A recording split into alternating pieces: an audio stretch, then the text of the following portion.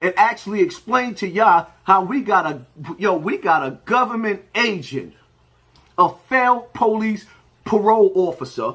You failed at. It's crazy because the way he sells himself on the internet, the way he sells himself, I looked the killer in the eye like and drove right by him. You remind me of that DMX song. All last week you been talking about that drive-by and ain't do nothing but drive by while the killer smoked big. Dun, dun, dun, dun, dun, dun. Big A. All this week you been talking about that drive-by, didn't it? It ain't do nothing but drive by. You ain't did nothing but drive by. Now you beefing on the internet? You a 60-year-old senior citizen beefing on the internet? Mama told me to respect my elders, but I can't respect you. You confused. That's what you are. And as far as me, you know what? Yeah, I do come from the streets. I've been in the streets. I lived that life, but I'm a civilian right now. Raising my family, so you can have that. I don't even rep the streets no more. I'm tired of that. I'm tired of seeing these young boys lose their lives to these streets. So it's different. But it is what it is, Big Gene Dale, man. You felt big and you felt wolf. No retaliation. When your people get hit out there, you just get on the internet and talk about, because I did this and we know how my team. If you came to my security company with your resume, you will forever go down in history as the dude that let the Notorious Big die.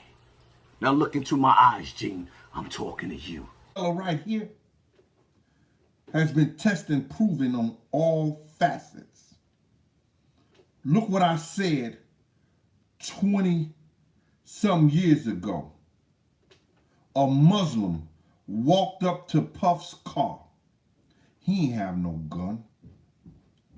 He walked up to Puff's car while we were standing out there in the driveway.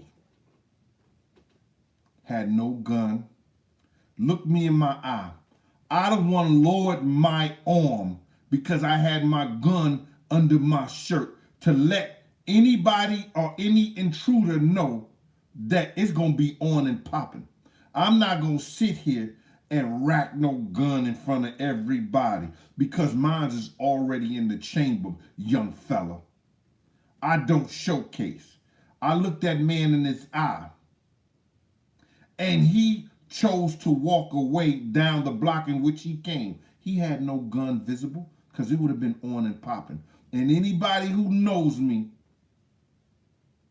from Slick to Jewel over there at Felon Magazine, who know I've been in situations we cannot speak about it, I ain't got a problem with it. I ain't got a problem with it, young fella. But school gonna be in session right now. Because I'm not gonna address what I did or didn't do. Because I spoke about it 20-something years ago and it all has come into fruition. You speak about that LAPD, that LA FBI, that FBI agent that was out there. He tried to do everything in his power. Yo, like he told me, and let me just say this, because I'm not gonna go through this right here. He was trying to get Big's case solved. People who got real jobs have people that may be over them and said, we're not going to let a black fat rapper drug dealer bring down the LAPD. It's sad, but that was said to the higher ups above him. And they would not even give him a letter saying why they wouldn't take the case. He got all the proof, bro. He got all the information. You want to act like you from the streets. Poppy from the streets. Brother,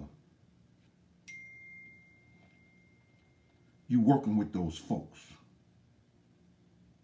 against the brothers from the streets.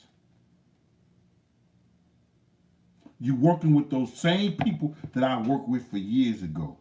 And individuals and people that know me know none of the guys with me or none of the guys around me or when I was working, they didn't abuse them. Ain't nobody beating up nobody cuffed up. Ain't nobody doing no dumb shit. Yeah, I worked law enforcement for years. I was on, and every gangster I fought knew what I did. I knew how to go home. I knew I didn't want to do the two. I never mixed them. But let's get back on you faking this move with the gun in front of your house. When they did the DNA test on that gun, your prints was the only one on it, brother. It's better sitting on those folks' couches or in their chairs. And it has helped me. And it probably has helped you financially. It may have helped you mentally. But you are a liar. You got out here and lied to these folks and said, I let this dude just come up and kill Big. I said, okay, because Puff is my principal. Nigga, I was halfway down the block in the car with a driver. And that nigga, when he walked up, all this is on FBI tape files and the motherfucking LAPD. The nigga never had nothing, never showed no gun, none of that. Because if you rack a gun in front of me, nigga, if you rack a gun in front of me, your fun boy days is over. I don't play those games. Never have, never will. Nigga, I'm from, nigga, this might say New York City right here, but I'm from St. Louis, motherfucking Missouri, the show me state. I grew up in Wellston, Missouri, and ain't nobody gonna ever tell you that Big Gene Deal, Christopher Robinson, Wendell Robinson, motherfucking Marlon Robinson, Eric Robinson, Anthony Parker, any Addie Deal, Jan Robinson, Wendell Robinson kids was no motherfucking fun boys. Find somebody else to play with. Playtime is over. Hi, you guys. So, Youtubians, um, Gene Dill and Hassan Campbell. I don't know what's going on. I guess because all this conversation is going right now around Biggie's death because of this movie, City of Lies. Excuse me. And to my understanding, this was out here before, and it's a movie now, so it's getting ready to come out sometime this month. And so I'm assuming that this sparked all this conversation about the death of Biggie from Hassan. And so I think Hassan and Gene Deal have been going at it though for a while. Um, and I don't know why. So if you guys know why in the comments, you know the history of it, because I've been watching Hassan for a long time, but I don't recall him ever talking. He don't really talk about other YouTubers that much, except the ones who kind of come at him. But I don't recall him ever bringing Mr. Dill up, but it's kind of entertaining the way they're going back and forth at each other right now. One to say something, the other to say something back. So Hassan was pretty much saying that Gene Dill was there the night that Biggie was killed and he didn't do anything. But if people don't know, Gene Dill was Puffy's personal bodyguard, which means he was in the truck with Puffy. And if you guys know the story about Biggie's death, then you know that Biggie was not in the truck with Puffy. Which means his security wasn't there either. So there was nothing that he could have done in that situation because they probably was, like he said, up the road somewhere. And by the time they actually got the call that that shooting happened, they would have to, So it's just the man, whomever was responsible for it, obviously was gone, and probably, of course, somebody from LA, so they know the streets of LA. So I don't know why Hassan is attacking this man like that. He knows that there's nothing that he could have done in that situation, and so I went over to his channel, and so he's on his channel going in on Hassan and saying that Hassan was staging all these things. shootings and stuff at his house. Now, I think I said this in one of my other videos. Hassan's channel has calmed down a lot. He's definitely changed the direction of his conversations.